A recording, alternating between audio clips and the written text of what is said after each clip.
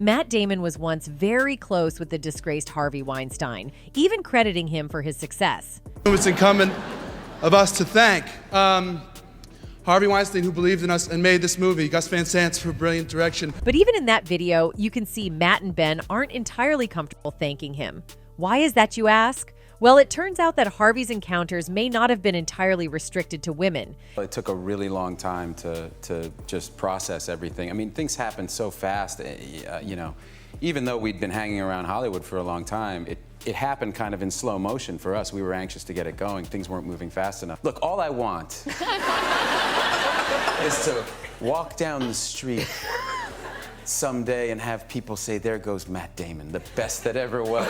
And Matt would even go on to insinuate that even though a lot of people knew he was a womanizer, he may have been something even worse. I think everyone knew he was a womanizer in the sense that, I knew I didn't want to be married to him, In 2017, reports even surfaced revealing that actor Matt Damon denied attempting to suppress a story about Harvey Weinstein's actions during an investigation 13 years prior. Sharon Waxman, a former New York Times employee, had probed rumors regarding Weinstein's employee in Italy arranging encounters with women for him. Damon and Russell Crowe were reported to have vouched for this employee when contacted by Waxman. However, Damon clarified that he wasn't aware of the allegations' specifics, stating to Deadline, "I would never, ever, ever try to kill a story like that. I just wouldn't do that. It's not something I would do for anybody." Despite Waxman's efforts, she couldn't publish any allegations related to Weinstein's behavior during her time at the New York Times. Weinstein had asked Damon and Crowe to call her, as revealed on BBC Newsnight, in an attempt to thwart the story. Damon recalled Weinstein informing him that the New York Times story would claim the Italian executive lacked professional experience and requested him to vouch for the executive's professionalism based on their shared experiences in Italy. Damon emphasized that he was never coerced into anything, stating, "We vouch for each other all the time." Addressing the allegations against Weinstein, Damon expressed deep concern about the type of action being revealed. He refuted the notion that everyone in the industry knew about such actions, emphasizing that this kind of predation often occurred behind closed doors and away from public view. Waxman claimed that the 2004 New York Times story was significantly altered due to intense pressure from Weinstein, although the paper later broke the story of the recent allegations. New York Times executive editor Dean Baquet stated it was inconceivable to think the paper shelved the story due to Weinstein's influence as an advertiser. Damon said Weinstein's darkness was done in private and he never saw it take place. What makes something like this so horrific is that these are women and actresses who are pursuing their dreams. They're doing everything right, and suddenly they found themselves alone with a predator.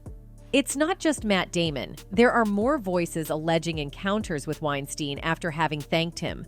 Gwyneth Paltrow expressed gratitude to Weinstein during her acceptance speech at the 1999 Academy Awards after winning Best Actress for Shakespeare in Love.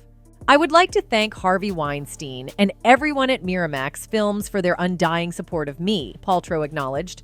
However, Paltrow has since shared her own troubling experience with Weinstein.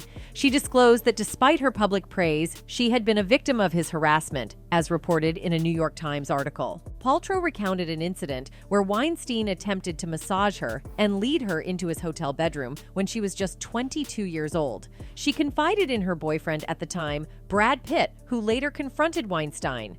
This confrontation caused friction, and Weinstein berated Paltrow for an extended period, raising fears of losing her starring role in Emma. Paltrow mentioned the pressure to keep Weinstein's actions secret, emphasizing that few knew about his behavior. She described their relationship as fluctuating between being supportive and bullying over the years. He was alternately generous and supportive and championing and punitive and bullying, Paltrow said. Encouraged by the increasing number of women sharing their experiences, Paltrow chose to openly discuss her own encounters with Weinstein. "This way of treating women ends now," Paltrow affirmed.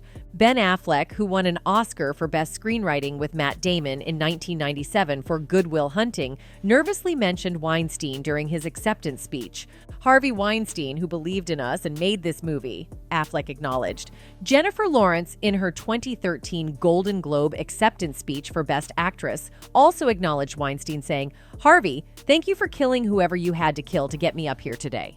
Following revelations about Weinstein's alleged misconduct, Lawrence expressed deep disturbance and condemnation. She clarified that she was not personally harassed by Weinstein during their collaboration 5 years ago and was unaware of the allegations. This kind of abuse is inexcusable and absolutely upsetting, Lawrence remarked. And it seems that Harvey Weinstein's influence might have influenced Matt Damon, at least in terms of his comments. Ocean's 11 stands out as one of the most successful and beloved movies in the franchise. Initially a remake of a 1960 Rat Pack film, the first movie starred Brad Pitt, George Clooney, and Matt Damon, among others. The star-studded film left the audience eagerly awaiting the next installments. In 2018, Ocean's 8, a spin-off starring Sandra Bullock, featured many Hollywood A-listers, but surprisingly, Matt Damon was not among them. Reports emerged suggesting that Matt missed his chance for a cameo in Ocean's 8 Inches due to some ill-considered and controversial comments. Matt Damon played a significant role in Ocean's 11. The versatile Hollywood actor, known for his acting prowess, had reprised his role in the sequels, Ocean's 12 and Ocean's 13. There were talks about him making a cameo appearance in Ocean's 8, but unfortunately it didn't materialize. According to BuzzFeed, Matt Damon did indeed film a cameo for Ocean's 8, but it was ultimately edited out. This decision followed Damon's comments regarding Harvey Weinstein and the Me Too movement. In a controversial interview, Damon criticized Harvey while suggesting that not all allegations of abuse belong in the same category and that there was a spectrum of behavior. Matt Damon's statements sparked a strong reaction from the public, leading to a fan petition calling for his removal from Ocean's 8, labeling him as thoughtless and sexist. Later, the actor issued an apology, acknowledging his mistake. As reported by BuzzFeed, he said, "I really wish I'd listened a lot more before I weighed in on this. I don't want to further anybody's pain with anything that I do or say. So for that, I am really sorry." Matt further clarified, "A lot of those women are my dear friends, and I love them and respect them and support what they're doing and want to be a part of that change. But I should get in the back seat and close my mouth for a while." Back in February, former film mogul Harvey Weinstein made a plea for leniency in a Los Angeles court just before he was handed an additional 16 years in prison for. The conviction was related to an actress in a hotel room during a film festival in the city in February 2013. "Please don't sentence me to life in prison," the disgraced Hollywood star told the court. "I don't deserve it." A staggering number of over 80 individuals have made claims of R and misconduct against Weinstein, dating back to as early as the late 1970s. The 70-year-old was already serving a 23-year prison sentence for a separate conviction in New York. Before the sentencing on that Thursday, Weinstein continued to assert his innocence, maintaining that he was a victim of a setup. On the 19th of December, a Los Angeles jury found him guilty of 1 count of R and 2 counts of Section A involving an actress. The victim, known as Jane Doe 1 to protect her identity, bravely spoke in court before the sentence was announced. She recounted the trauma she had endured for many years since the A. "Before that night, I was a very happy and confident woman," she shared.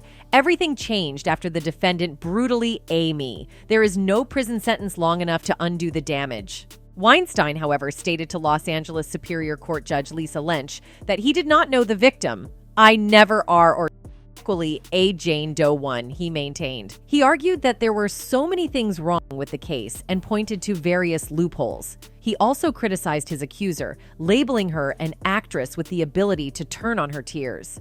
His lawyers, who had sought a 3-year sentence for Weinstein, urged the judge to consider his declining health, his children, and his philanthropic contributions. Throughout the court proceedings, Weinstein sat mostly looking away and displayed no visible reaction when the sentence was delivered. This came after the judge dismissed a motion by defense lawyers for a new trial. During the same Los Angeles trial, he was acquitted of sexual battery against another accuser. The jury, however, couldn't reach a verdict on 3 other sexual assault counts, including one involving Jennifer Siebel Newsom, the wife of California Governor Gavin Newsom, resulting in a mistrial being declared. It is anticipated that Weinstein will pursue an appeal against the sentence. The Oscar-winning movie producer had been facing a potential sentence of up to 18 years in prison for the Los Angeles case, but he avoided a sentence of up to 24 years as the jury was unable to agree on whether Weinstein had planned the R or whether the victim was particularly vulnerable. That's all for the video, folks. Thanks for watching.